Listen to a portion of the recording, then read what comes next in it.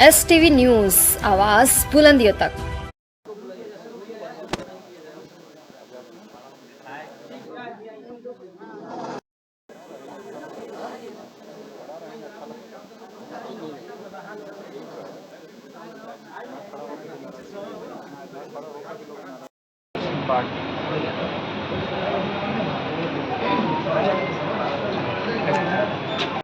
आज आप सभी को जानकारी है कि आज 27 मई को हमारे लोजपा रामविलास द्वारा आज निर्देशित किया गया है कि प्रत्येक जिला में प्रेस वार्ता करें।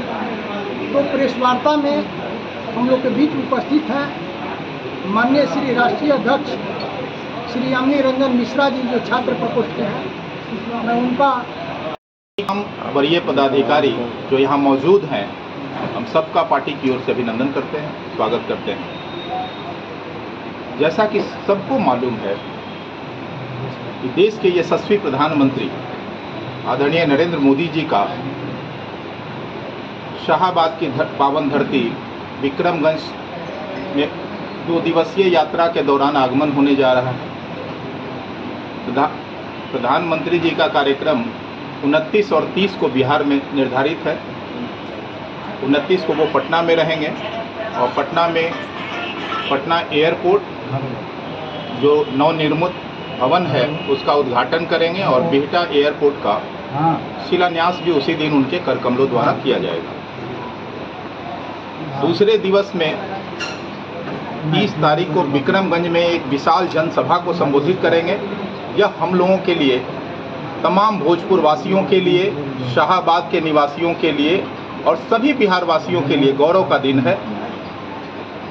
पार्टी की ओर से प्रधानमंत्री जी का शाहाबाद की धरती पर हम हार्दिक अभिनंदन करते हैं, स्वागत करते हैं और लोक जनशक्ति पार्टी रामविलास के तमाम कार्यकर्ताओं से अपील करते हैं, सभी नेताओं से अपील करते हैं कि उक्त कार्यक्रम में ज़्यादा से ज़्यादा संख्या में उपस्थित होकर कार्यक्रम को सफल बनाएं। चूँकि हमारे पार्टी के राष्ट्रीय अध्यक्ष सह केंद्रीय मंत्री श्री चिराग पासवान जी भी उस कार्यक्रम में मौजूद रहेंगे, कार्यक्रम को संबोधित करेंगे। यह हम लोगों के लिए दुगना गर्व की बात है कि हमारे पार्टी के राष्ट्रीय अध्यक्ष भी साथ साथ रहेंगे। तो उनके अभिनंदन में भी हम लोगों को कोई कसर नहीं छोड़ना चाहिए। तो इसलिए मैं तमाम मीडिया के माध्यम से अपने सभी कार्यकर्ताओं और नेताओं को अपील करते हैं कि ज़्यादा से ज़्यादा संख्या में 30 की जनसभा को एक महत्वपूर्ण जनसभा के रूप में देखते हुए अधिकाधिक संख्या में उपस्थिति दर्ज कर कार्यक्रम को सफल बनाएंगे। चूँकि लोक जनशक्ति पार्टी रामविलास एनडीए का एक महत्वपूर्ण अंग है और यह एक मजबूत घटक दल, सहयोगी घटक दल के वजह से हम लोगों का प्रमुखता से दायित्व होता है कि एनडीए की जहाँ जहाँ जनसभा हो, हमारे प्रधानमंत्री जी जहाँ जहाँ आए, आदरणीय प्रधानमंत्री के स्वागत में हम कोई कसर ना छोड़ें। दूसरी बात, लगातार बिहार और बिहार वासियों की बात करते हैं। बिहार में जहाँ जहाँ कोई घटना, दुर्घटना, कोई अच्छे और बुरे अवसर होते हैं, उनकी मौजूदगी तुरंत दर्ज होती है। शाहाबाद में भी कई बार उनका पदार्पण हुआ है और पूरे बिहार में, बिहार के कोने कोने में लगातार लोगों के बीच मौजूदगी बनी रहती है। शाहाबाद से भी उनका विशेष गहरा लगाव है। भोजपुर में भी लगातार आते रहते हैं। हम लोग जब भी चाहते हैं, भोजपुर के लोग जब उनको याद करते हैं, हमारे पार्टी के राष्ट्रीय अध्यक्ष भोजपुर की धरती पर लगातार आम लोगों के बीच मौजूद रहते हैं। चाहे उनके दुख का दिन हो, सुख का दिन हो, कोई अच्छे अवसर हो, बुरे अवसर हो, हमेशा कुशल क्षेम पूछने, आपको शुभकामना देने लगातार आपके बीच रहते हैं। इसी वजह से चूँकि चुनावी वर्ष है, लगातार सभी पार्टियों का दौरा, सभी पार्टियों का कार्यक्रम विभिन्न प्रदेश के कोने कोने में निर्धारित हो रहा है। पार्टी ने एक महत्वपूर्ण निर्णय लिया है कि हम भोजपुर की धरती पर एनडीए को और कैसे मजबूत करें, एनडीए के प्रत्याशी ज़्यादा से ज़्यादा सीटों पर कैसे जीत हासिल करें। आपको पता है कि पिछले 20 अक्टूबर के दिन एक अन्य मार्ग माननीय मुख्यमंत्री के आवास पर एनडीए की एक महत्वपूर्ण बैठक हुई थी, जिसमें मैं भी शामिल था। और उस दिन एनडीए ने एक लक्ष्य रखा था 225 के पार।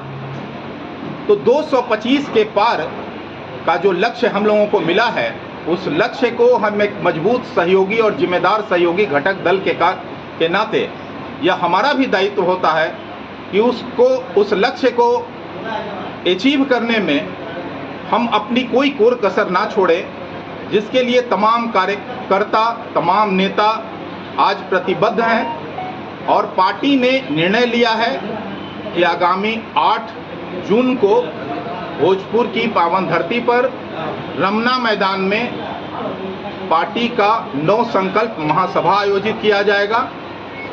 उक्त अवसर पर पार्टी के राष्ट्रीय अध्यक्ष सह केंद्रीय मंत्री आदरणीय श्री चिराग पासवान जी मुख्य अतिथि के रूप में जनसभा को संबोधित करेंगे। यह हम लोगों के लिए, सभी भोजपुर वासियों के लिए, सभी बिहार वासियों के लिए एक गर्व का दिन होगा। गर्व का विषय है कि हमारे बीच आ रहे हैं, हमारे जिले में आ रहे हैं। हम उनका आपके चैनल के माध्यम से हार्दिक अभिनंदन करते हैं, स्वागत करते हैं। और सभी का लगातार बिहार और बिहार वासियों की बात करते हैं। बिहार में जहाँ जहाँ कोई घटना, दुर्घटना, कोई अच्छे और बुरे अवसर होते हैं, उनकी मौजूदगी तुरंत दर्ज होती है।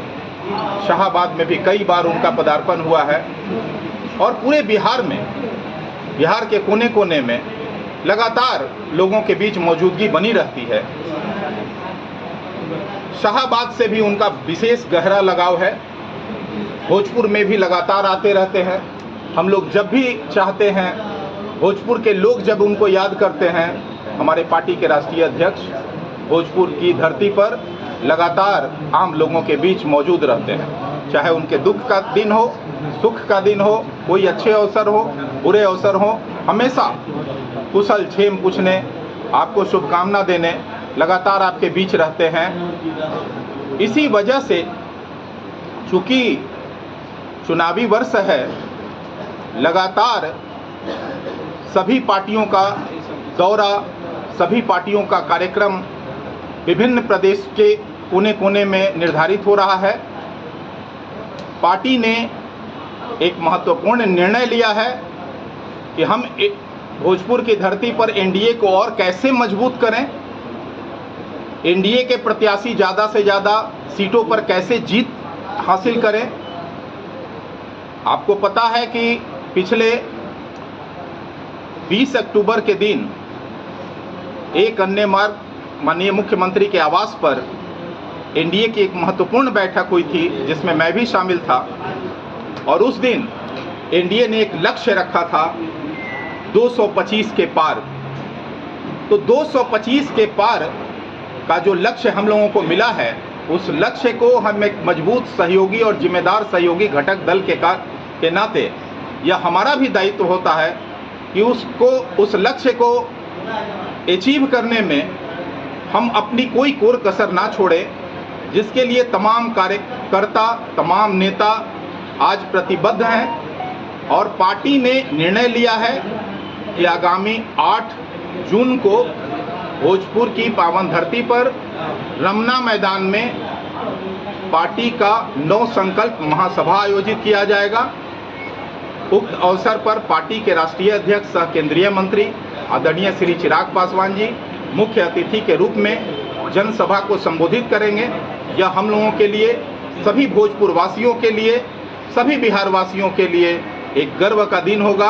गर्व का विषय है कि हमारे बीच आ रहे हैं, हमारे जिले में आ रहे हैं। हम उनका आपके चैनल के माध्यम से हार्दिक अभिनंदन करते हैं, स्वागत करते हैं। और सभी का और बिहारी को फर्स्ट करने की बात करते हैं, वो युवाओं को अपग्रेड करने की बात करते हैं, टेक्नोलॉजी को अपग्रेड करने की बात करते हैं और बिहार को कैसे संकल्प के साथ कृत संकल्पित किया जाए उसके लिए बात करते हैं। युवाओं की बात, महिलाओं की बात। तो मैं आप तमाम लोगों के चैनल के माध्यम से आग्रह करना चाहता हूं कि 8 तारीख के दिन का जो कार्यक्रम हो आरा में, उसको हम गांव-गांव, शहर-शहर, नगर-नगर, डगर-डगर जाके लोगों को ये बताएं कि 8 को हमारे नेता आदरणीय चिराग पासवान जी आरा के रमना मैदान में आ रहे हैं और उस कार्यक्रम को हम लोग सफल बनाएं।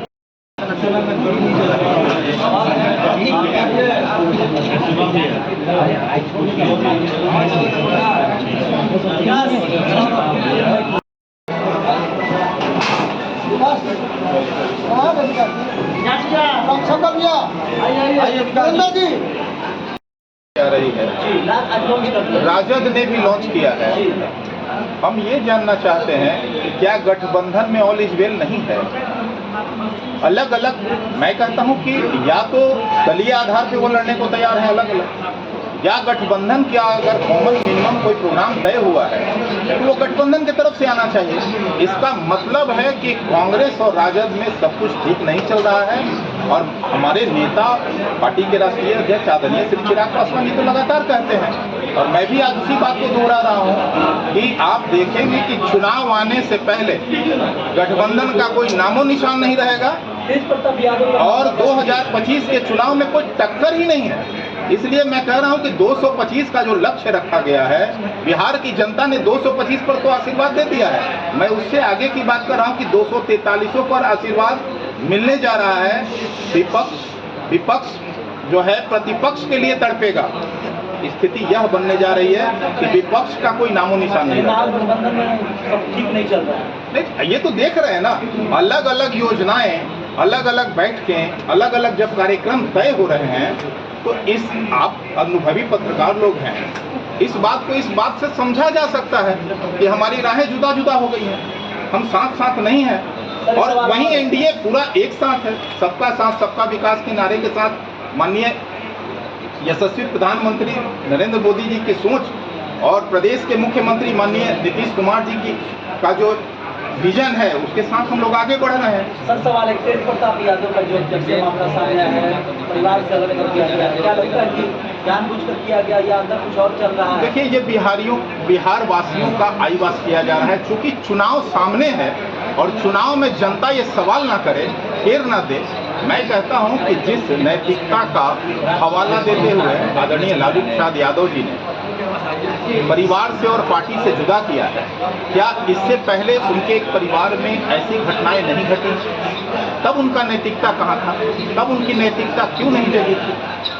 अगर चुनावी वर्ष नहीं होता तो इस वर्ष भी कुछ नहीं।